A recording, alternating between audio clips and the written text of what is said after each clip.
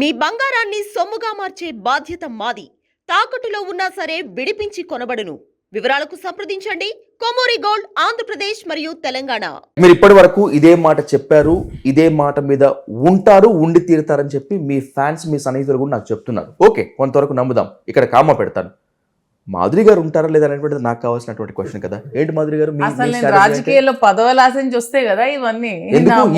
ఈ మధ్య కాలంలో దువ్వాడ శ్రీనివాస్ గారితో మీరు కూడా పరామర్శలకు వెళ్తున్నారు, ఓదార్పులకు వెళ్తున్నారు, కొన్ని శుభకార్యాలకు అటెండ్ అవుతున్నారు.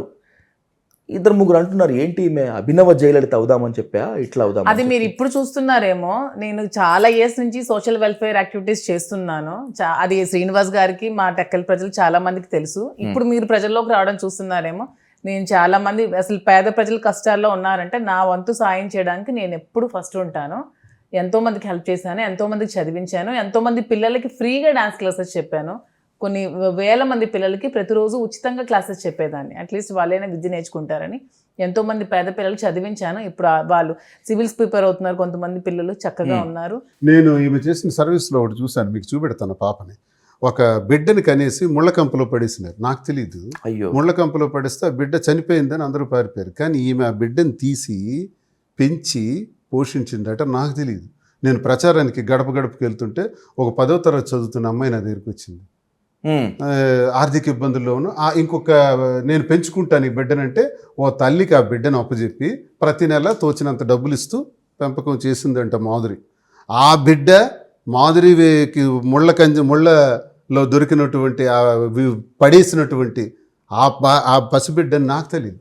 ఆ తల్లి నాకు చెప్పింది, ఇలాగా పెంచింది సార్, 10వ తరగతికి వచ్చింది పాప అని, నేను పెంచుకుంటున్నాను అని చెప్పింది.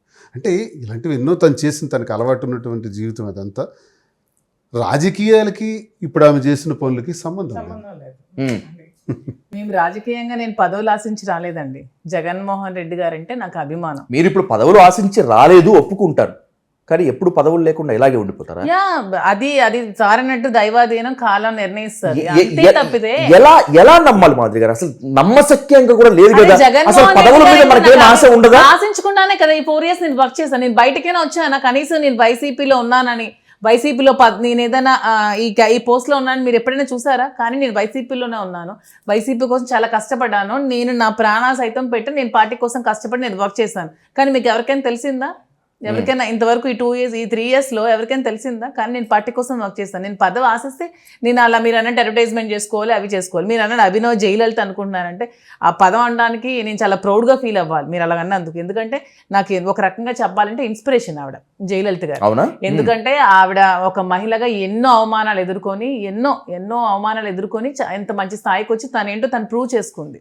సో ఒక విధంగా చెప్పాలంటే ఆవిడని ఎగ్జాంపుల్గా తీసుకోవచ్చు. నేను కూడా ఇప్పుడు ఎన్నో అవమానాలు ఎదుర్కొంటున్నాను. చాలా చాలా చాలా నేను నా మనసుకు బాధ కలిగే విషయాలు చాలా ఫేస్ చేశాను. నేను ఈ 2 monthsలో అయితే ఎంత ఫేస్ చేశానంటే నేను చెప్పలేను. ఎంత మానసికంగా చాలా ఒత్తిడికి గురయ్యాను, చాలా బాధపడ్డాను. అయినా సరే మేమందరం Jaganmohan Reddy సైనికులం.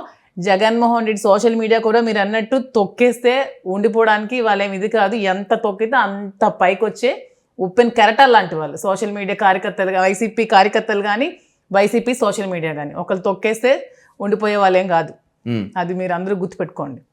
YCP social media కానీ వైసీపీ కార్యకర్తలు కానీ మీరు ఎంత అణిచివేస్తే అంత ఉవ్వెత్తు ఎగిసే కెరటాలు లాంటి వాళ్ళు. సో జయలలిత మీ ఇన్స్పిరేషన్ కాబట్టి, జయలలిత గారిని మీరు బాగా ప్రేమిస్తారు కాబట్టి ఆమె ఎన్నో అవమానాలు ఎదుర్కొని రాష్ట్రానికి సీఎం అయ్యారు, పవర్ చూపించారు.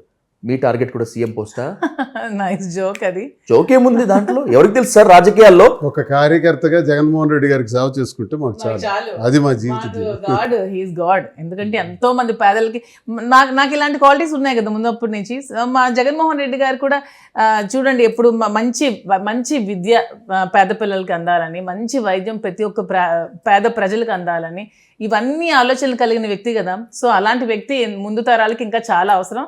అలాంటి వ్యక్తి ఇంకొక 20-25 years సీఎంగా రావాలి. మేమందరూ అతను